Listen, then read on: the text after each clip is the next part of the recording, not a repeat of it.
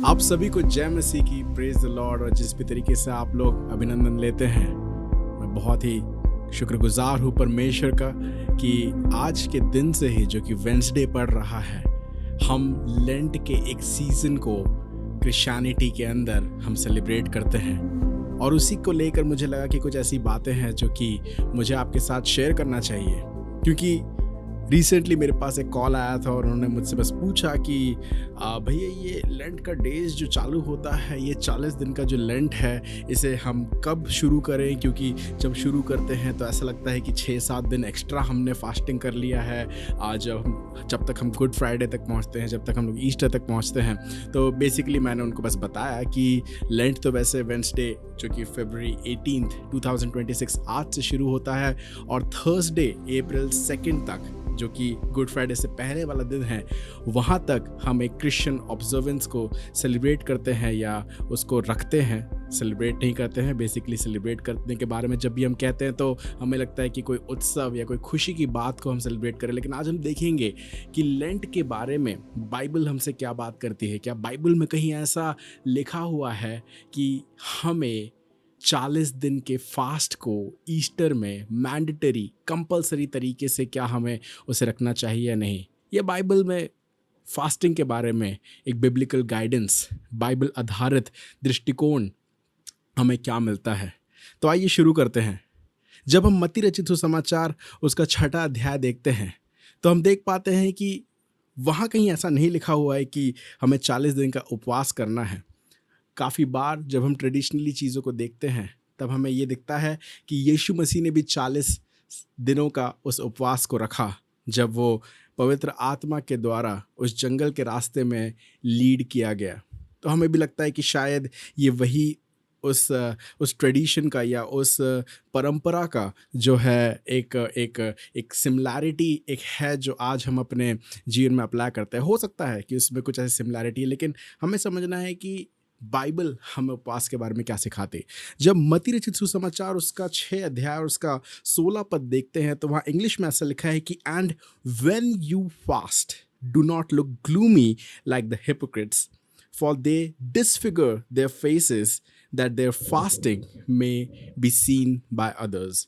मैं ESV version पढ़ रहा था, हिंदी में कुछ ऐसा लिखा है जो कि बाइबल सोसाइटी ऑफ इंडिया का ओल्ड वर्जन है। वहाँ ऐसा लिखा है कि जब तुम उपवास करो तो कपटियों के समान तुम्हारे मुंह पर उदासी न छाए रहे, क्योंकि वे अपना मुंह बनाए रखते हैं ताकि लोग उन्हें उपवासी जाने।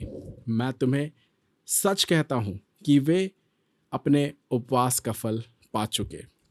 It's a great verse to start with. शुरुआत करने के लिए बहुत ही अच्छा वचन है, क्योंकि वो यहाँ कहा है कि ये कपटी लोगों की निशानी होती है कि वे अपने मुंह में उदासी या अपने आप को इस तरीके से ढाल लेते हैं कि लोग उनको देखकर ही पहचान ले कि ये उपवास में होंगे।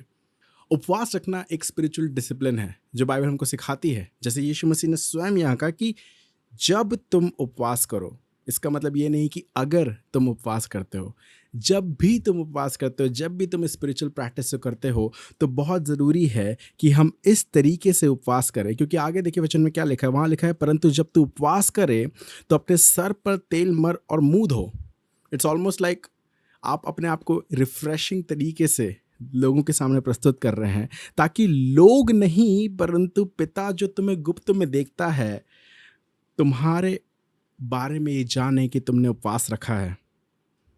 इस दशा में तेरा पिता जो गुप्त में तुझे देखता है वो तुझे प्रतिफल देगा।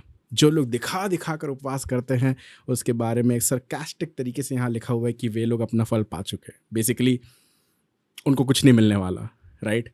उन लोगों ने दिखावटी तरीके से, हिपोक्रिटिकली, कपटियों के समान उस उपवास को रखा है। जब हम प्रेरितों काम में भी जाते हैं, उसके 13वां अध्याय अगर मैं खोलूँ आपके सामने, the book of acts chapter 13, और उसके 2nd और 3rd वर्स को हम लोग देखें तो हमें मिलता है कि जो फर्स्ट जनरेशन चर्च भी था उस उपवास को रखती थी। It was a spiritual practice kept by the first generation of Christians. जब हम लोग 13वें अध्याय में जाते हैं और उसके 2 और 3 पद को देखते हैं तो वहाँ देखिए, पहले मैं इंग्लिश में पढ़ता हूँ।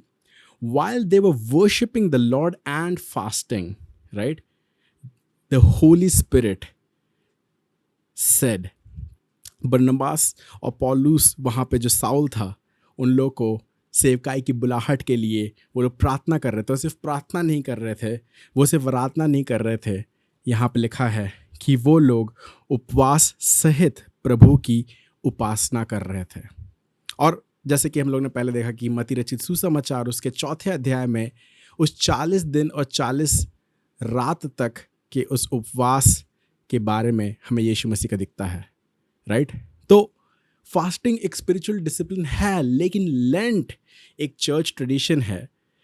इसका मतलब ये नहीं कि हमें चर्च ट्रेडिशन नहीं रखना चाहिए। It's a great way of remembering what Jesus Christ has done for us. ये बहुत ही अच्छा तरीका है कि हम याद रख सकें कि यीशु मसीह ने हमारे जीवन में क्या किया है। मैं आपको ये बताने की कोशिश कर रहा हूँ कि लेंट के दिन की जो एक बिलीफ है कि ये बहुत पवित्र सप्ताह है, राइट, या फिर ये एक ऐसा पर्व है, ये 40 दिन जो कि बहुत ही सीरियसनेस के साथ हमें मनाना चाहिए या फिर इसको हमें ट्रेडिशनली अपनाना चाहिए। मैं आपको बताना चाहता हूँ इस प्रकार का जो एक रिचुअल अगर हम इसको देखें तो राइट, हमने उसको पढ़ा पहले कि हम लोग अपना प्रतिफल पा चुके। बेसिकली सैल्वेशन के लिए, उद्धार के लिए ये रूल लागू नहीं होता है। अब अगर इसको हम लोग बैलेंस्ड नज़रिए से देखें, संतुलित तरीके से देखने का प्रयास करें, तो ये कोई रूढ़िवादिता नहीं है, ये कोई लीगलिज्म नहीं है। हम फास्ट इसलिए नहीं रखते हैं ताकि गॉड हमारे फास्ट को देखकर इम्प्रेस हो जाए, या हम फास्टिंग रखने के द्वारा ज़्यादा स्पिरिचुअल दिखाई दें, या फिर ऐसा कुछ कि परमेश्वर एक सुपर नेचुरल फेवर हमारे जीवन में ला दे, राइट। किसी ने मुझे एक बहुत अच्छे एग्जाम्पल से बताया था कि फास्टिंग ये नहीं होता कि हम परमेश्वर के हाथ को मरोड़ के उससे वो काम करवा लें जो हम करना चाहते हैं, राइट। ये इसलिए नहीं कि हम कंपैरिजन करें दूसरे लोगों के साथ दिखाने के लिए कि आप उस उपवास को नहीं रखते हो लेकिन हम उस उपवास को रखते हैं। आइए एक पद देखते हैं, कुलूसियों उसका 2 अध्याय, the book of Colossians chapter 2 और उसके 20 से लेके 23 में हम देख सकते हैं कि फास्ट जो है हमारी प्राइड को बढ़ाने के लिए नहीं है, हमारे घमंड को बढ़ाने के लिए नहीं है, लेकिन हमें हम्बल करने के लिए है। हमें फास्टिंग के पीछे के पर्पस को जानना है। कोलोशियंस चैप्टर 2 वर्सेस 20 to 23, कुलूसियों उसका 2 अध्याय उसका 20 से लेके 23 पद तक हम लोग देखेंगे। वहाँ ऐसा लिखा है, If with Christ you died to the elemental principles, the spirits of the world, why as if you were still alive in the world? Do you submit to regulations? Hindi में लिखा है, जबकि तुम मसीह के साथ संसार की आदि शिक्षा की ओर से मर गए हो, तो फिर क्यों उनके समान जो संसार के हैं जीवन बिताते हो? तुम ऐसे विधियों के वश में क्यों रहते हो? You need to understand, I'm not trying to criticize any church practice जो कि हम लोग इतने टाइम से कर रहे हैं। मैं ये नहीं बताना चाह रहा हूँ कि जो एक कलीसिया की परंपरा हम लोग इतने सालों से मनाए जा रहे हैं या फिर उसको रखते हैं, मैं उसके खिलाफ उस बात को कह रहा हूँ। लेकिन ये आपको बता रहा हूँ कि बाइबल क्या कहती है कि हम सिर्फ इन रूल रेगुलेशन या विधियों के अनुसार नहीं चलें, राइट। आगे देखते हैं क्या लिखा हुआ है। 21st वर्स हिंदी में पढ़ रहा हूँ कि वो लोग कैसे प्रकार के रेगुलेशन रखते थे कि ये मत छूना, ये ना चखना या उसे हाथ ना लगाना। 22वां पद कहता है, ये सब वस्तुएं काम में लाते लाते नष्ट हो जाएंगी क्योंकि ये मनुष्यों की आज्ञाएं और शिक्षाओं के अनुसार है। इन विधियों में अपनी इच्छा के अनुसार गढ़ी हुई भक्ति की रीति और आत्माहीनता और शारीरिक योगाभ्यास के भाव से ज्ञान का नाम तो है, परंतु शारीरिक लालसाओं को रोकने में इनसे कुछ भी लाभ नहीं होता।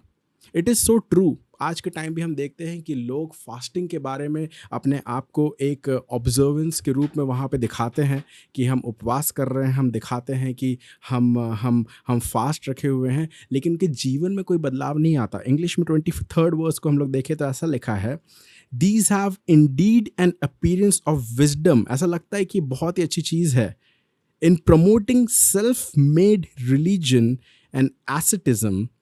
एसेटिज्म एक बिलीफ होता था कि हमें हर एक चीज़ से परहेज करना चाहिए, एंड सीवरिटी टू द बॉडी, मतलब हम अपने शरीर के ऊपर एक इस प्रकार का बोझ डाल के रखे हैं, एक प्रकार का सीरियसनेस डाल के रखे हैं जो हमें फास्टिंग के दौरान या फिर किसी भी तत्वों को, रूल्स एंड रेगुलेशंस को मानने के लिए हमें पुश करता है, हमें ढकेलता है, लेकिन they have no value in stopping the indulgence of the flesh. जो पाप की बातें, जो शरीर की बातें, जिसे हम रोकने का प्रयास करते हैं, ये सारे रेगुलेशंस उनको लाभ नहीं दिलाता है, राइट? तो ये कोई ऐसा रूल नहीं है, मैं बताना चाह रहा हूँ, ये कोई कमांडमेंट नहीं है, क्योंकि हमें समझना ज़रूरी है, it is not a ritual, it's a relation. ये कोई रीति नहीं है, ये एक रिश्ता है। एक और पद देखते हैं, रोमियो उसका 14 अध्याय, द बुक ऑफ रोमन्स उसका 14th चैप्टर जब हम देखते हैं तो वहाँ पे क्या लिखा हुआ है, उसके 5th वर्स पर हम लोग आएंगे। The book of Romans chapter 14 उसका 5th वर्स, इंग्लिश में ऐसा लिखा है कि one person esteems one day as better than another, while another esteem all days alike. Each one should be fully convinced in his own mind. ध्यान से देखिए, हिंदी में लिखा है, कोई तो एक दिन को दूसरे से बढ़कर मानता है, कोई सब दिनों को एक समान मानता है, हर एक अपने ही मन में निश्चय कर ले, right? So it is not about the calendar, it is not about यही 40 दिन, इट इज़ नॉट अबाउट आज फरवरी 18 से लेके मैं अप्रैल तक उन 40 दिन तक उपवास को रखूँगा, या फिर मैं स्टार्ट करूँगा, या फिर मैं वही चीज़ को फॉलो करने का प्रयास करूँगा जो यीशु मसीह ने किया।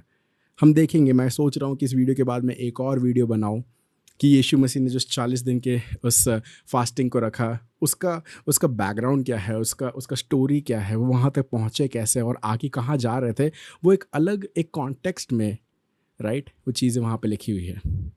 अब ये जो वर्स हमने अभी पढ़ा यहाँ पर, रोमियो 14 का 5, ये हमें फ्रीडम देता है कि लेंट रखना, लेंट में फास्टिंग रखना इज़ कम्प्लीटली फाइन। लेकिन अगर उस टाइम अगर कोई फास्टिंग नहीं भी रखता है, लेट्स से कोई ऐसा व्यक्ति है जो हर वीक में एक दिन फास्टिंग रखता है, तो ऐसा नहीं है कि जो लेंट में फास्ट रखते हैं वो ज़्यादा स्पिरिचुअल हैं, और जो लोग रेगुलरली हर वीक फास्ट रखते हैं वो कम स्पिरिचुअल हैं, राइट? परमेश्वर जो गुप्त में देखता है वो गुप्त में हमें उसका प्रतिफल देता है। हमें समझना ज़रूरी है कि इस पूरे प्रैक्टिस के पीछे इसका एटीट्यूड क्या है, हमारी मनसा क्या है। क्योंकि जब हम इस डिसिप्लिन को देखते हैं, एक चीज़ को देखते हैं कि एक आत्मिक अनुशासन जो हम अपने जीवन में लाना चाहते हैं, इसका सही एटीट्यूड क्या है, क्योंकि ये समय हमारे लिए एक अपॉर्चुनिटी है, ये रिक्वायरमेंट नहीं है।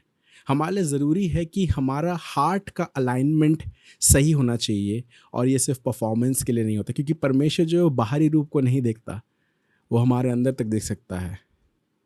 लेंट सिर्फ खाना छोड़ने का बहाना नहीं है, ये एक ऐसा मौका है कि हम अपने जीवन की निर्भरता को परमेश्वर के पास, उसके ऊपर और भरोसा करने के लिए अपने आप को दे सके।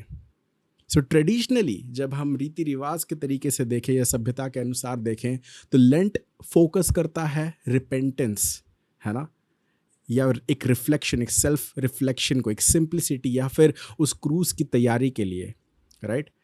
एक हम अपने आप को जांच सके, हम सभ्य रह सके, हम पश्चाताप कर सकें, और क्रूज की उस यात्रा के लिए अपने आप को तैयार कर सके। ये सभी बाइबल आधारित बातें हैं।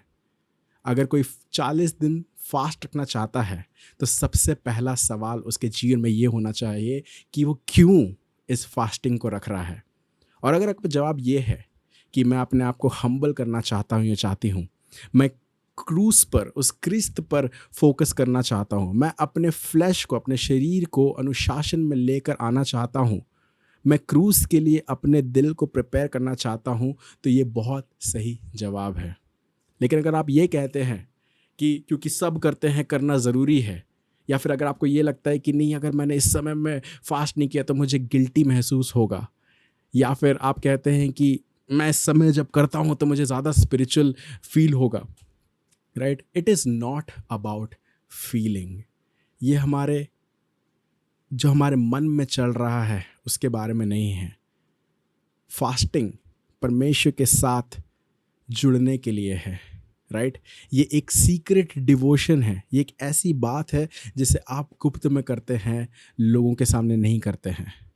तो आपको ये देखना ज़रूरी है कि लेंट बिब्लिकल कमांडमेंट नहीं है, लेकिन फास्टिंग एक बिब्लिकल डिसिप्लिन है।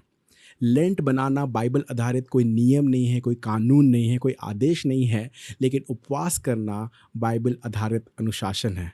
अगर आप लेंट ऑब्जर्व करना चाहते हैं तो इसे एक वॉलेंटरी डिवोशन के रूप में रखिए। अपने आप से परमेश्वर की ओर आगे बढ़ने के लिए आप इस निर्णय को ले रहे हैं।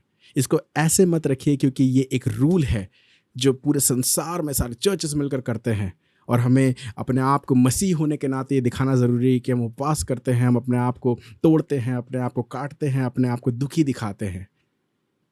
ये असली प्रकार के फास्टिंग के द्वारा आपको परमेश्वर के पास लेकर आने का सही तरीका है। कुछ एक वर्स को और देखते हैं। आप मेरे साथ खोलिए पुराने नियम में यशायाह नबी की किताब, राइट, द प्रॉफिट आइज़िया। उसके बारे में हम लोग कुछ देखते हैं जो कि बाइबल में उसके 58 चैप्टर में हमको दिखाई देता है। प्रॉफिट आइज़िया, नबी यशायाह के बारे में हम देखेंगे उसका 58 चैप्टर और उसके 6th and 7th वर्स में। आपने ये पहले भी पढ़ा होगा लेकिन जिस कॉन्टेक्स्ट में हम लोग देख रहे हैं, देखते हैं वहाँ क्या लिखा हुआ है। मैं इंग्लिश में पहले पढ़ता हूँ। यशायाह आइज़िया 58 वर्सेस 6 and 7, वहाँ ऐसा लिखा है, Is this not the fast that I choose? To loose the bonds of wickedness, to undo the straps of the yoke, to let the oppressed go free, and to break every yoke? Is it not to share your bread with the hungry and bring the homeless poor into your house when you see the naked, to cover him and not to hide yourself from your own flesh? Hindi में ऐसा लिखा है, यशायाह 53 उसका 6 और 7 में पढ़ रहा हूँ। जिस उपवास से मैं प्रसन्न होता हूँ वो ये नहीं, क्या वो ये नहीं कि अन्याय से बनाए हुए दासों और अंधेर सहने वालों का जुआ तोड़कर उनको छुड़ा लेना और सब जुओं को टुकड़े टुकड़े कर देना, एवरी बर्डन को हम टुकड़े टुकड़े कर दे। क्या वो ये नहीं है कि अपनी रोटी भूखों को बांट देना और अनाथ और मारे मारे फिरते हुओं को अपने घर ले आना, किसी को नंगा देकर वस्त्र पहनाना और अपने जाति भाइयों से अपने आप को ना छुपाना, right? The kind of fasting that is acceptable to the Lord. इस प्रकार का उपवास जब परमेश्वर को प्रसन्न आता है, कि ऐसा नहीं है कि खाना छोड़ना है फास्टिंग के लिए तो मैंने खाना नहीं बनाया। मे बी आप खाना बना रहे हो लेकिन परमेश्वर जो आपको गुप्त में देखता है, आप उस खाने को पैक करके कैसे व्यक्ति को जाके दे रहे हो जिसको उसकी ज़रूरत है, राइट? गॉड के लिए, परमेश्वर के लिए दिल का बदलना, हार्ट का ट्रांसफॉर्मेशन, जस्टिस जो न्याय दिलाना होता है, किसी के ऊपर दया करना, मर्सी जिसको हम ह्यूमिलिटी भी कहते हैं कि नम्र होकर किसी भी एक रीति से ज़्यादा इम्पॉर्टेंट या ज़्यादा महत्वपूर्ण अगर हम देख सकते हैं तो वो सेवा के भाव में जब हम उपवास में परमेश्वर से प्रेम करते हैं, अपने सारे तन मन से हम उससे प्रेम करते हैं और दूसरे लोगों को की ज़रूरत है हम उनसे प्रेम करते हैं। अगर लेंट किसी को क्रिस्त के दुख पर ध्यान देने में मदद करे, ये रिपेंटेंस में ग्रो करने में मदद करे, या अपने जीवन में डिस्ट्रैक्शन को कम करने में मदद करे, या फिर परमेश्वर के अनुग्रह को और गहराई में समझने के लिए मदद करे, तो वो फ्रूटफुल है, वो फलवंत है। लेकिन अगर लेंट खुद फोकस बन जाए और क्रिस्त किनारे हो जाए तो लगता है इस लेंट का और इस फास्टिंग का पर्पस कहीं खो गया है। सो आई होप आपको समझ में आया हो कि इस फास्टिंग के दौरान, इस लेंट के सीज़न के दौरान हम किस राइट एटीट्यूड में, किस हृदय के साथ परमेश्वर के पास आ सकते हैं। एंड आई बिलीव कि अगर आप इस मनसा के साथ उपवास रखते हैं तो जब हम इस जर्नी में आगे बढ़ते जाएंगे और जैसे हम लोग पाम संडे हो गया या फिर हम गुड फ्राइडे या ईस्टर तक पहुंचेंगे, you will have a deeper revelation. आपके पास एक गहरा प्रकाशन परमेश्वर का होगा जो आपको आत्मा में चलने में मदद करेगा। और जैसे कि बाइबल कहता है कि हम अंश दर अंश करके यीशु मसीह की समानता में बदलते जाएं। जैसे यीशु मसीह ने फास्ट रखा, जैसे यीशु मसीह का प्रेम था अपने पिता के साथ, जैसे उसकी आज्ञाकारिता थी कि क्रूस तक वो विश्वास योग्य बना रहा। That is the journey that we need to be on. उस यात्रा में हमें होना है ताकि हम भी उसके समानता में बदलते चले जाएं। God bless you.